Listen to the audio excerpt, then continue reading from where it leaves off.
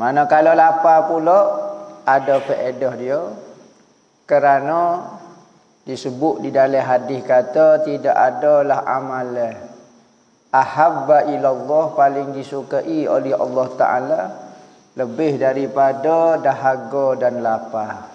Kita sebut dah macam-macam lah kelebihan apabila seorang itu lapar. Katanya Imam Ghazali, apabila di sini kosong, perut ni kosong, maka di sini penuh. Apabila di sini penuh, di sini kosong.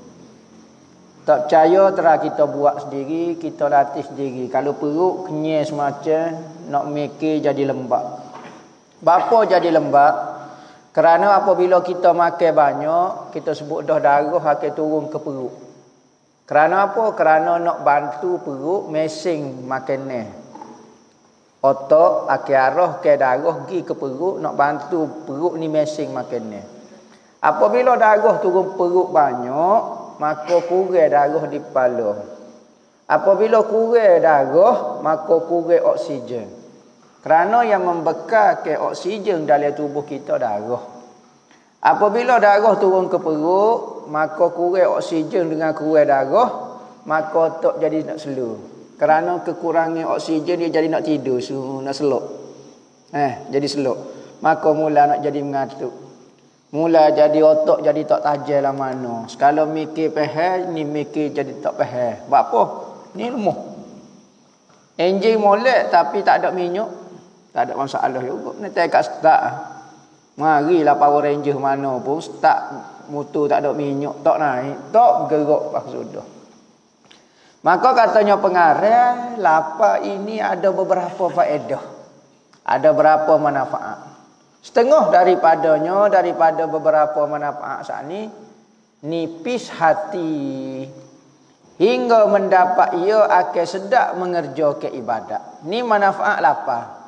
Hati kita akan jadi lembut, jadi nipis, cepat tersentuh. Kalau orang kenyang, rasa selesa, hidup dalam kemewahan, maka hati dia keras sedikit. Kerana dia tidak merasai kelaparan. Tapi bila orang itu lapar, orang ini susah, ada gapo hati dia cepat tersentuh. Begitu juga lapar dengan kenyang. Perbandingan lapar dengan kenyang, hok mana cepat tersentuh, hok lapar lebih cepat tersentuh berbanding dengan hok kenyang. Maka apabila hati itu lembut, maka apabila ibadat jadi suka. Nak mengatik pun rasa suka, nak berzikir pun rasa suka, nak semaya pun rasa suka, nak mengaji pun rasa suka, nak baca Quran pun rasa suka. Tapi kalau perut dia kenyang, nak baca kitab pun nak jadi jenera, nak mengatik pun tak ada pegang 2-3 butik perut. Tak tahu pak mana dah. Alai malaku, alai lahu, alai jabaru, alai yahu, alai hubu, majabi. Apa? Tak ada kekuatan kau. Apa kita kata saya perlu ke makan ni. Saya makan baru naik semangat. Bukan. Ibadat bukan menggunakan kekuatan makan ni. Bukan menggunakan kekuatan makan ni. Kerana apa? Kerana ibadat ini bangsa rohani, bangsa ruh. Maka ia memerlukan makanan rohani.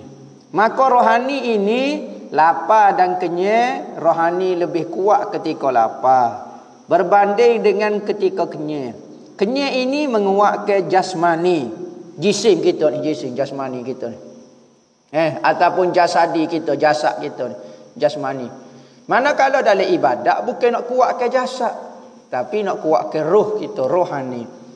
Maka rohani akan jadi kuat apabila lapar. Kerana roh tidak makan, roh tidak minum, roh tidak tidur.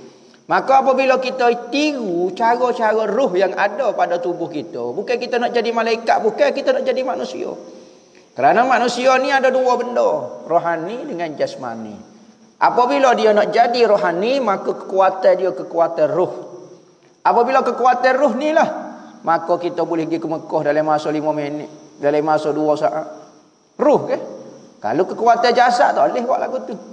Maka apabila nak buat ibadat, mesti kuat ke rohani. Antaranya adalah lapar. Lapar saja-saja rugi. Maka ulama dulu kata puasa lah. Buat ibadat, puasa. Sebab itulah kekuatan amalan-amalan yang diiringi dengan puasa lebih memberi kesan berbanding dengan amalan yang tidak guna puasa. Yang amalan kalau 40 hari dengan tidak berpuasa, kalau puasa seminggu cukup dah. Tak perlu banyak-banyak. 40 hari boleh dia pendek ke jadi 7 hari saja dengan berpuasa. Kerana apa? Kerana apabila seorang berpuasa, dia menjadi manusia rohani. Maka amalan rohani lebih afdal, lebih kuat dari sudut kekuatan dia, tenaga dia untuk berzikir berbanding dengan menggunakan kekuatan jasmani. Maka apabila hak kita lapar, maka hati kita jadi rengeh untuk melakukan ibadat. Ikutlah ibadat kepada dia. Dan setengah daripadanya, kepada dia lagi manfaat lapar. Cerdik hati. Hati juga. Saat ni nipis hati. Apa kau panggil cerdik otak? Cerdik hati. Kerana kenyek itu mensebabkan bodoh. Dan menyebabkan jadi bodoh. Bukan jadi bodoh tu apabila orang tu kenyek jadi bodoh. Tak. Tertutup kepandaian dia. Manusia itu cerdik. Tetapi apabila kenyek, maka kepandaian dia itu tertutup. Apabila tertutup, mudah nak sebut jadi bodoh.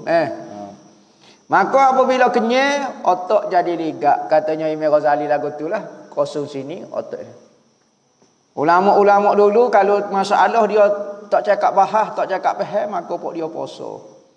Apabila puasa lapar, maka Tuhan wi ilham kepada dia untuk menyelesaikan masalah ni, untuk memahami ibarat kita lagu ni. Sangat mujarab. Tu antara amalan hamba sendiri. Kalau ada masalah dalam kitab hamba tak faham, kita puasa. Apabila puasa, baca ketika puasa. Maka ibarat tu jadi mudah sangat. Sangat-sangat mudah. Yang mana ibarat yang sama kita baca ketika kenyang dengan ketika lapar sangat berbeza.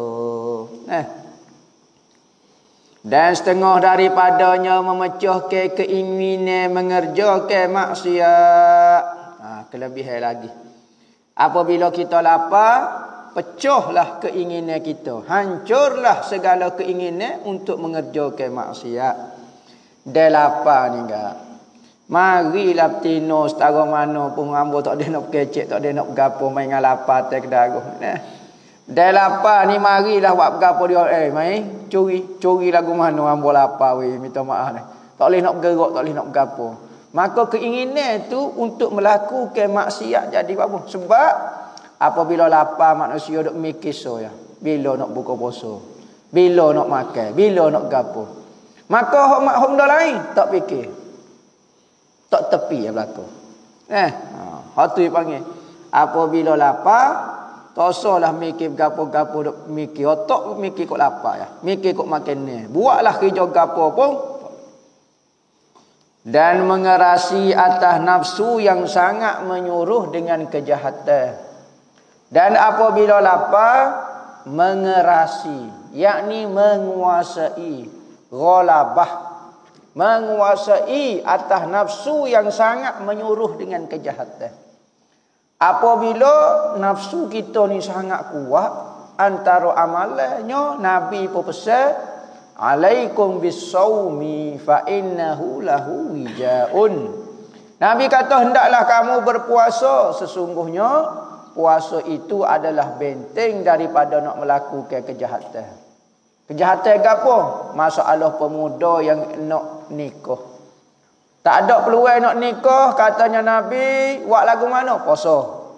Kerana puasa tu dapat menghalang kamu daripada semangat, keinginan, nafsu yang membara. Puasa. Maknanya tak makanlah, lapar. Dan setengah daripadanya, daripada manfaat lapar lagi, ringan tubuh bagi sembahyang tahajud dan mengerjakan ibadat. Nak bangun malam pun rasa tenang, rasa ringan.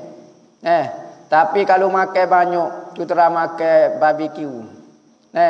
Makan lah gapo dia, makan pala gajah, makan pala rimau, tu terang tidur. Lagu mana nak bangun? Sopo nak cabut pala-pala suruh. Tapi kalau perut kosong, lapar nak bangun tu mudah. Tu kita boleh rasa sendiri. Pengalaman daripada ulama menyatakan nak suruh rengeh tubuh ni, maka tubuh kita kena rengeh, jangan ada beban makanan ketika dia tidur. Kerana kalau dia tidur dengan beban makanan, dia nak cara kok makanan lagi. Kita nak kekuatan nak bangun lagi, maka tubuh kita menjadi sangat berat. Kerana beban makanan kita tidur, barang tak gerak, mesin tak gerak. Nyat lagu tu. Pas lagu kita bangun nak mesin lagi, nak gerak lagi, nak gapo dia. Jadi kau masalah. Tapi kalau perut kosong dah, tak ada beban gapo dia, kekuatan hanya digunakan untuk kita bangun sahaja. Dan hilang mengantuk yang menegah ia daripada ibadat. Dan kalau lapar ni tak tahulah, popok ni tidur semacam. Tak syarat kenyang, lapar pun tidur. Jadi standard manusianya apabila kenyang mesti jadi mengantuk. Makan banyak sudah kelas petang, mengapa mata? Tension, paling tension sekali. Berat pada kena seksa di penjara Abu Ghraib mu lagi. Kalau orang kata kena seksa tu berat, Allah, lepas pada makan nasi suruh ngapa pula? Koholah tekan. Pas mula bakpo tak ingat, dah tak kedaruh makan dekat pak jeluk makan. Gajah pun reboh. Jadi apabila kenyang, jadi mari mengatuk betul dah lah. Darah hakiki ke perut. Dia kita tak boleh salah kat orang dah. Patut apabila mengatuk, ibadat tak boleh lah. Kurang lah ibadatnya. Dah orang tidur sebab cerah. Tidur sepuluh ulas sawa. Ulas sawa kalau dia telai kambing duk belakang lagu tu. Tak bergerak dah dia. Dia sebulan sekali makan. Kambing sebulan. Ayam misalnya seminggu. Duduk senyap lagu tu peracur di tubuh dia. Kita kena nasi pak cetung, pak pinggan gak senyap tak kecep gapo. Besok setara mana mata kelabu dah. Ibarat kita jadi semabur tak tahu balik dia. Jadi lemah. Bijak-bijak pun jadi slow. Dan setengah daripadanya daripada manfaat lapar ini memada dengan sedikit daripada harta dunia. Apabila kita lapar, maka cukup dah kalau kita ada piti sikit. Tak apa dah. Piti sikit sebab kita tak makan banyak. Banyak lapar, maka kita beli sikit ya. Maka tak perlu kepada duit yang banyak, harta yang banyak. Tetapi apabila orang ni jenis makan, jenis akulun, jenis minat makan, lah belanja 400 sehari pun habis lagi. Makan kau ni duk berhenti makan. Duk tengah makan tu beli lagi kau baru makan ni. Duk tengah makan mesyuarat lagi nak makan gapo. Tengah makan patut nanti sudah dulu mu kecek. Tengah makan, tengah suak kunyah, dah lagi sebelah ni nak suak pula. Allah Rabbi. Ni yang panggil kereta api mai makan ni, tak berhenti. Maka apabila nak pada makan ni, berhajat kepada harta. Kerana nak beli makan ni perlu kepada harta. Maka berhajat kepada harta. Harta lo ni nak cari hak halal payah. Jadi kau jadi rohak lah asal kerana kita nak makan ya sebenarnya. Tetapi apabila kita makan sedikit, cukup dengan harta yang sedikit. Adapun kenyang itu maka ada padanya beberapa kebinasaan. Apabila seorang itu kenyang, banyak benda-benda yang membinasakan tubuh dia dan akal dia dan ruh dia. Mana bukan mudarat kepada diri dia, jasad dia, mudarat kepada akal dia, mudarat kepada ruh dia.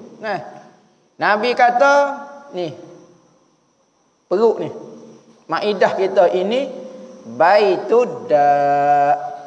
Perut-perut itu adalah rumah segala penyakit. Siapa dia yang jaga makannya, maka insya-Allah tubuh dia akan sihat. Siapa dia yang tak jaga makannya, maka payah tubuh nak jadi sihat. Kerana apa? Kerana perut itu adalah rumah penyakit. Masuk sini tak jaga, habis penyakit macam-macam. Nyo mari kecing mani, nyo mari kecing masan, nyo mari macam-macam Mari menyakit gotu, mari menyakit go ni kerana perut. Nabi sebut so ya. Jaga makanan, jaga benda hok masuk dalam makanan, dalam perut kita, insya-Allah kita akan sihat.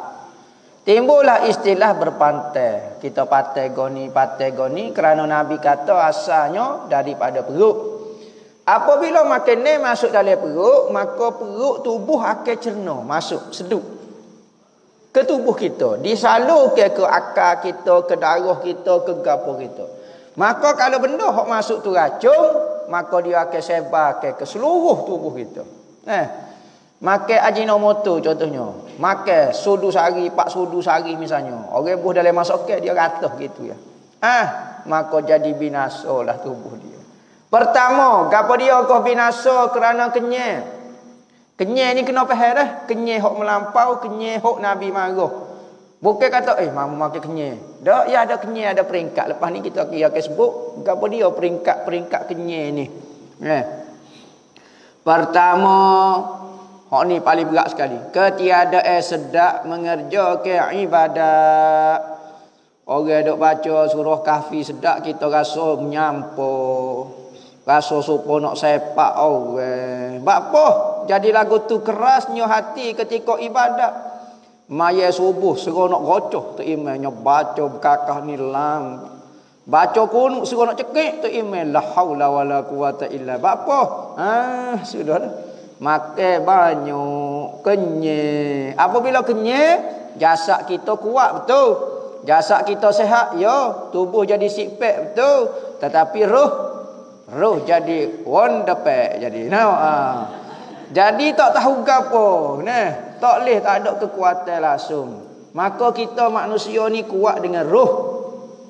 Anta birruhi insanun. Kamu itu dengan roh baru dipanggil manusia. Bukan dengan jasad.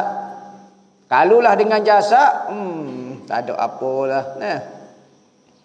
Maka ketiadaan sedap mengerjakan ibadat. Ibadat apa dia ikutlah. Zikir jadi malas, baca Quran jadi tak sedap, tahajud jadi tak sedap, ngaji jadi tak sedap.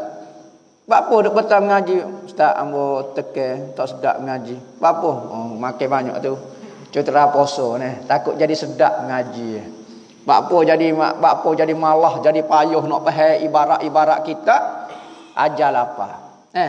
Tak silap hati-hati hari tak apa. 3 hari sekali ke. Sayyidina Abu Bakar ni hari lapar dalam seminggu, ni hari lapar sehari saja kenyang. Hok moleknya, standard KL-nya 3 hari lapar, hari keempat makan. 3 hari lapar. Lapar bukan gelulung jadi mudarat, tak boleh nak bergerak, bukan stroke lagu tu. Lapar. Apa maksud lapar? Rasa lapar. Rasa lapar. Lapar. Berapa hari perasaan lapar ni? 3 hari. Makan. Ya, saya makan. Tapi ada rasa lapar lagi. Maka lapar ni 3 hari, hari keempat makan kenyang. Tak serah dah lapar. Hari lepas tu 3 hari pula. Sayyidina Abu Bakar, ni hari dalam seminggu lapar. Lepas tu, hari ke-7, sehari saja seminggu dia rasa kenyang. Maknanya tidak rasa lapar. Hari ke-7, lapar pula. Lapar ni bukan siapa-siapa mudarat, tak boleh nak semaya, tak boleh nak gerak. Tu bukan lagu tu. Maksud lapar. Jangan faham lagu tu. Lapar ni ada perasaan, serut-cerut perut. Keduanya menambahkan keinginan nafsu. Apabila makan kenyang, mulalah nafsu nak naik. Mulalah perasaan nafsu tu nak ke orang. Mulalah bergoni. Mulalah nak gocoh dengan orang. Apa sebab kenyang. Cutera lapar. Marilah gesta besar mana pun. Dia lapar kan. Marilah. Tak boleh nak kata lagu mana. Dia lapar. Tapi dia kenyang. Nak suruh nak sepak orang. Suruh hanelai. Suruh debel. Suruh nak gocoh dengan orang. Suruh goni. Apa? Kerana nafsu perut sudah dikuasai. Maka nafsu lain pula. Ketiganya ketiadaan kasihan akan yang miskin. Tak ada rasa kesian ke orang susah, orang lapar. Apa? Sebab kita kenyang macam. Manusia ni kalau dia duk kenyang semacam, dia akan rasa manusia di keliling dia juga kenyang. Weh, kenyang belaka cakap lapar tak munasabah. Dia tak tahu orang lain susah tak ada makan ni. Kerana duduk biasa kenyang, maka dia menyangka semua orang di keliling dia kenyang belaka. Kalau orang mari oyak dia saya lapar. Jolo kau demo ni sedikit ni pengutip sedekah. Nanti tunggu sebentar. Saya nak cari dalam internet muka awak ada tak? Ada sedikit minta sedekah. Tapi kalau orang lapar, maka dia akan memahami perasaan lapar. Orang kata saya lapar, Pak Cik, Allah, awe lapar deh. Oh, Pak Cik pun lapar juga. Pak Cik nak minta ada juga. Pak Cik pun nak minta makan dengan awe. Terbalik pula. Kerana apabila ia kenyang, nescaya menyangka ia akan sekalian manusia semuanya kenyang. Bersalah lapar. Kalau lapar barulah tahu, kata. Manusia kalau duk biasa mewah, biasa dalam nikmat, maka dia tidak rasa adanya bala, adanya ujian. Kerana dia rasa hidup dia beres.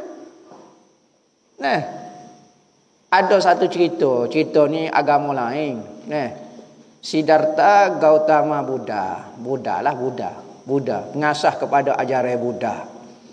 Dia dulu beragama Hindu. Tetapi apabila dia tengok dalam agama Hindu banyak kecacatan.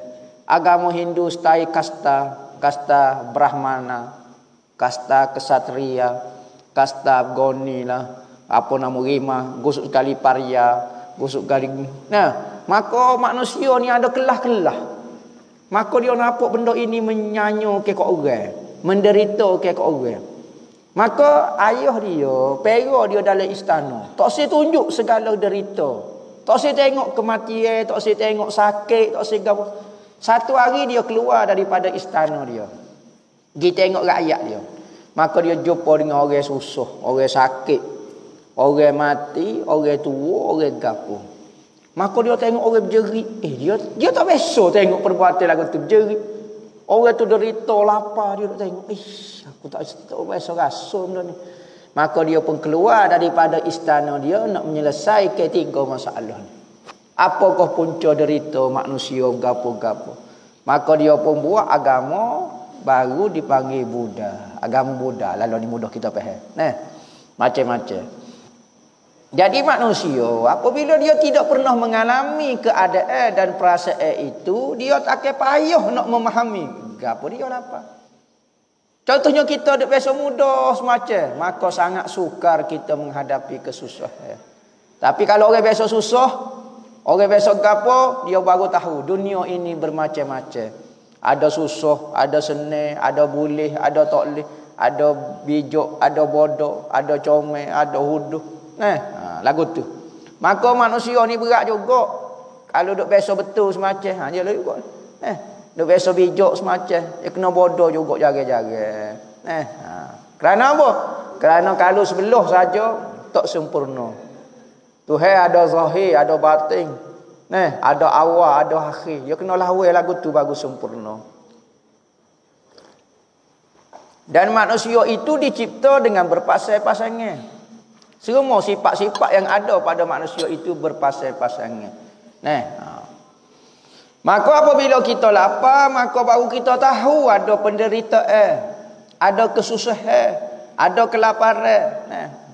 Maka ia sebab bagi kasihan belah akal orang miskin. Apabila kita sendiri mengalami perasaan lapar, barulah orang miskin kata saya lapar, Pak Cik. Jolah. Kalau kita lapar, kita sendiri pernah mengalami dia, barulah kita tahu. Dan itulah setengah daripada hikmah wajib puasa.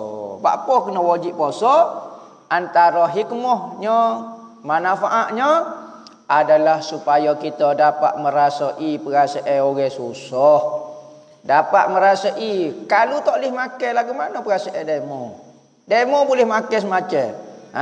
Bulan ni jangan makan tengah hari. Lagu mana? Perasaan orang tu bertahun-tahun dah tak makan. Lagu mana demo rasa? Nak merasai, nak menjiwai. Barulah timbul kesedaran, kasihan belah kepada manusia. Orang kaya ni, apa dia tidak kasihan belah kepada orang miskin? Kerana dia tidak pernah merasai perasaan orang miskin. Tak pernah mengalami situasi keadaan orang susah.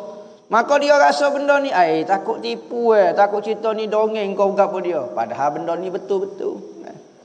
Dan keempatnya, lemah daripada mengingat akal ilmu yang memberi manfaat. Lemah pula nak mengapa. Dah lah masa lapar pun lemah dah.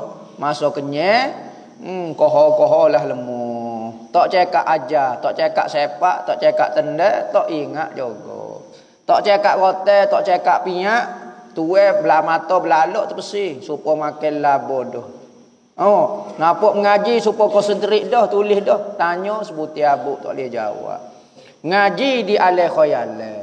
Belalok putih mata terkebi-kebi tak tahu apa. Kelik tak murajaah gapo dia. Apa? Kenyih. Terlalu kenyih. Tidak pernah rasa lapar kerana rasa lapar menyebabkan hati jadi bijak. Orang tua panggil hati jadi ceruh.